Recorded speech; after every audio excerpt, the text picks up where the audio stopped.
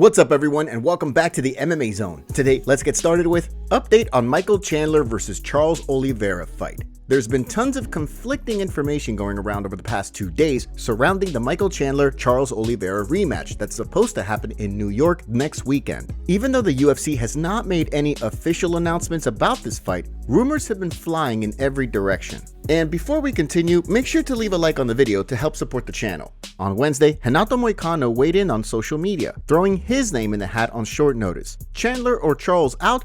Call me, I fight in 10 days, time is money. Charles Oliveira also weighed in by posting a cryptic thinking emoji. All the rumors also caught the attention of Dustin Poirier, who joined Moicano in throwing his name into the mix with 2 posts. First he wrote, "Charles really out versus Muscle Milk Mike?" Then he shared Oliveira's post with the thinking emoji, adding, "I'm in." While talk of the fight being off was running rampant throughout the MMA community, Damon Martin provided an update assuring fans that Chandler isn't pulling out of the fight. "I've been assured Mike Chandler is perfectly fine and ready to put on a show next week against Charles Oliveira at UFC 309. Ariel Helwani relayed the same information on the Ariel Helwani show, saying that from everything he's heard, the bout is not in jeopardy. Based on the conversations that I've had, the fight is not in jeopardy. I don't know if there's smoke to the fire. Right now, I reached out to Chandler's team and was told news to them. Reached out to a couple people and they said news to them. Now, typically when something like this happens, there does seem to be smoke to the fire, unless it's one of the crazy, fake, Twitter things. But as of right this moment, I have not heard that the fight is off. From the sounds of things, all systems are a go next weekend, despite all of the rumors that the fight is off. Tom Aspinall praises Khamzat Chimaev. Khamzat Chimaev picked up arguably the most impressive win of his professional career when he became the first man to submit Robert Whittaker in the UFC. On top of submitting the former champion, Chimaev also managed to get the job done in the very first round, setting himself up for a big title fight in the new year. His performance was so impressive that it left Tom Aspinall inspired. During an interview with Red Corner MMA, Aspinall sung Chimaev's praises while predicting that Boers will wind up holding UFC gold before it's all said and done. "The guy's incredible. The guy's absolutely incredible. I think to do that to Robert Whittaker, honestly, it inspires me to be better, because you go in there and dominate a former champion like that easy without taking any shots, being completely one-sided. Inspiring, man. The guy's incredible. Oh, he's definitely going to be a champion. I want to see him in DDP next, and that's nothing against Sean Strickland." While Chimaev's submission win over Robert Whittaker might have Tom Aspinall and MMA fans around the world ready to see him fight for the title, after Chimaev's win, Strickland took to social media and made it clear that he's next in line for the title, and Chimaev can fight against the winner. Considering Dana White has not said otherwise, it sounds like Sean Strickland is in fact next in line for a fight with DDP, even though Chimaev's win over Whittaker was a masterclass in dominance. Sean O'Malley gets called out for Bare Knuckle fight. Sean O'Malley might be recovering from hip surgery, but in the meantime, he's found himself on the receiving end of a call-out from BKFC champion Kai Stewart, who is set to defend his title this weekend against UFC veteran Jimmy Rivera. During an appearance on Bare Knuckle Bowker, he revealed that he wants to be a champ in BKFC, and would even turn down an offer to join the UFC if the promotion hit him up. Despite that, he has his sights set on fighting Sean O'Malley for the title of King of Montana. "I do want to become a double champ. I do want to fight O'Malley and beat his in any sport. I'm good with UFC, bare knuckle, anything. But I do want that fight. King of Montana, let's do it." Stewart's beef with O'Malley seems like it's been brewing for a while now. After Sugar Sean won the belt, one media member referenced the rise of fighters from Montana, citing him and Stewart. O'Malley shot down the question and said that Stewart, who was allegedly in his DMs talking trash at the time, quote, "sucks." Given that the odds of O'Malley going to BKFC seem pretty slim, and Stewart is looking to become a double champ, the two may never share the cage or the ring to settle their beef. UFC updates. We've got some unfortunate news to kick off today's UFC updates section, with an official update on the Miles Johns-Cody Garbrandt fight. According to Nolan King, Johns is now off the card after Cody Garbrandt pulled out of their scheduled fight. Unfortunately, the bad news does not stop there, with Azamat Murzakanov out of his fight with Nikita Krylov next Saturday at UFC 309, according to MMA Junkie. So far, no word yet on what this means for Krylov, but considering that the event is just over a week away, the UFC might have a hard time finding a fighter to fill in on short notice. Looking ahead at the new year, Montana De La Rosa and Luana Carolina are reportedly set to fight on March 1st, but so far there's been no word on where the event on that day will be taking place. De La Rosa is fresh off a victory over Andrea Lee this summer, after losing 3 fights in a row before that, while on the flip side, Carolina is in the middle of a 3-fight winning streak that saw her go 2-0 this year, 2024. Last but certainly not least, according to Damon Martin, the UFC's revenue was down just over $42 million in the third quarter of 2024. While the number sounds pretty significant, it sounds like there's a logical explanation for the situation. As Martin pointed out, the UFC's had 1 less pay-per-view card and 2 less fight night events this year compared to last year, which would explain the revenue discrepancy as they look to close out the year strong with 2 more pay-per-views and several fight night cards both at the Apex and on the road. UFC fighter reveals sad news on health. At one point in time, Ryan Hall was considered to be one of the best up-and-comers in the UFC. With his unique grappling approach and crazy leg lock setups, Hall was viewed as a puzzle that many fighters would probably struggle to figure out. But since his victory over Derek Minner back in 2021, he's been absent from the octagon. So where has Ryan Hall been? Well, as it turns out, he's been through the ringer, and since his last fight, he's had to go through 19 different surgeries. During an episode of Just Scrap Radio, he opened up on the situation, explaining that it all started with someone falling on him. I got fallen on, tore my ACL, had to fix a plantar plate, got fallen on again, and had to have a tightrope surgery, the one that Pat Mahomes and a couple of other people have had.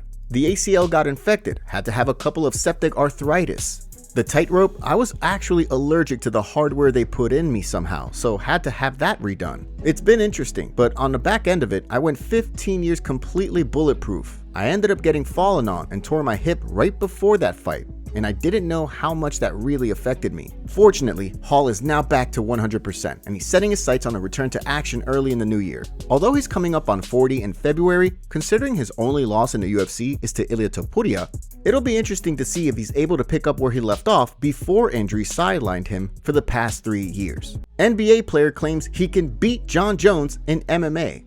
James Johnson spent 15 years in the NBA, but according to him, before that, he allegedly built up a pretty impressive resume in combat sports by going 20-0 in kickboxing and going undefeated in MMA with a 7-0 record. The way the retired 6'7" forward sees things, if he worked on his takedown defense, he would be able to beat John Jones in MMA, given that he's been striking pretty much his entire life. During an interview on Ryan Holland's NBA Rookie Life podcast, he explained, I think I could beat him for real. But like I said, with a year of training defense, I just need ground defense. He started learning how to use your hands and your feet, after college? Like, I've been punching and kicking since I was 5-6 years old. You know what I mean? I started learning the wrestling game and all that in middle school, the jiu-jitsu. You know, he has a big advantage there because no one wants to get on the floor, but as long as I can keep him from going on the floor, I win. I've been doing this my whole life. Like, as far as standing up and fighting, I feel like I got a advantage.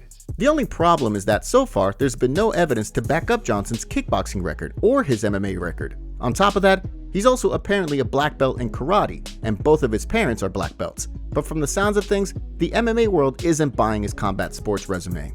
Huge update on Conor McGregor's court case. Conor McGregor's civil court case resumed on Wednesday in Ireland, with the alleged victim taking the stand on day 2 of the case, which could result in McGregor doling out a pretty big payment if he's found guilty. During her time on the stand, Nikita Hand, who is suing McGregor, answered questions from both attorneys while recounting the events of February 9, 2018. As she explained to the jury, after a night of partying, McGregor then attacked her at the Beacon Hotel when the two were alone. At one point, she testified that she bit McGregor really hard, which made the former champion mad. When he got mad, McGregor allegedly then wound up choking her on 3 separate occasions. The third time, she said, lasted so long that she thought she wouldn't survive the ordeal. I just remember him behind me, and I think I was sitting on the bed. He put his arm around my neck and choked me 3 times. I just froze and I couldn't move and I couldn't breathe. I looked at the bedpost and was thinking about my daughter. I kept thinking I was going to die and I was never going to see my daughter again. She said that she apologized repeatedly, with McGregor responding by allegedly saying that he felt the same way inside the octagon when he had to tap out. At this point in her testimony, the woman recounted some graphic details of the non-consensual events that followed, explaining that she stopped fighting back for fear of what would happen if she didn't.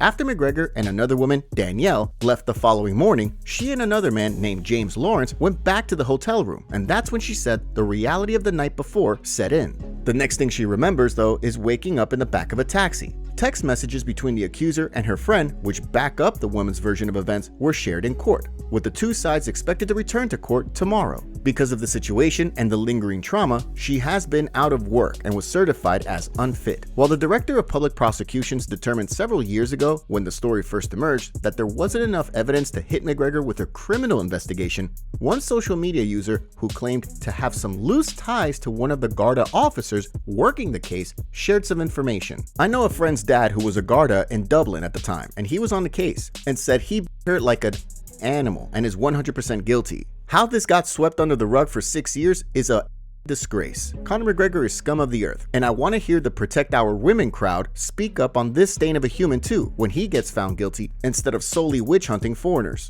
As always, in legal matters, people accused are innocent until proven guilty.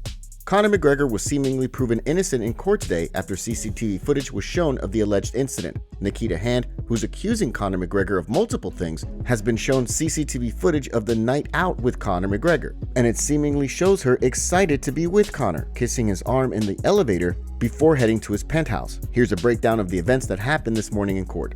Mr. Farrell says she's seen the CCTV footage. Ms. Hand says she's seen it and sees a very vulnerable woman. I should have been brought home. I should have been looked after in that state. Mr. Farrell says there is part on CCTV in elevator where Miss Hand appears to kiss McGregor's arm. Farrell says, so the purpose of that communication was to tell her to delete her text messages. He says she also deleted her messages to Danielle. Miss Hand says, I deleted a lot of text messages and told other people to as well. I didn't want to press charges and I was afraid. Mr. Farrell says CCTV shows her leave Beacon at 10:28. Here she was 10 minutes later texting STE. She was coming from town. Mr. Farrell asked why this stage she didn't want to tell him where she was. It's not a crime to tell your boyfriend a lie, Miss Hand says. Mr. Farrell points to CCTV footage of Miss Hand on the phone. Miss Hand says she does not remember any of that. I can't remember what I was doing. Mr. Farrell pointing to various texts and one call around 6:30, including a call at 18:27 to McGregor. Mr. Farrell says this is point in time when he has left the hotel. He puts it to her that this is a man she said her by then. She said she had not remembered that by then. Miss Hand says, I don't know why I rang him. I can't remember any of that. Mr. Farrell says there's a period of about 20 minutes to half an hour on CCTV of her and Mr. Lowens going in and out of the car park and elevator.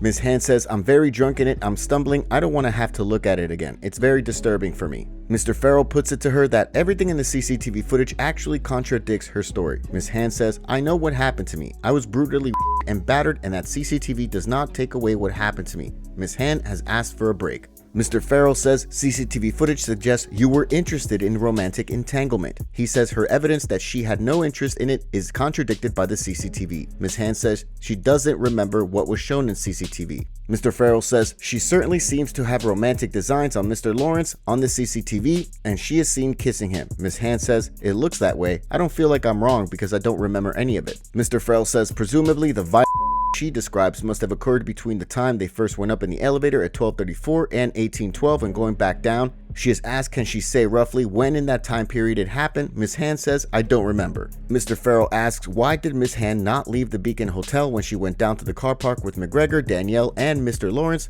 Can I suggest you decided to stay because you wanted to remain partying, Mr. Farrell says.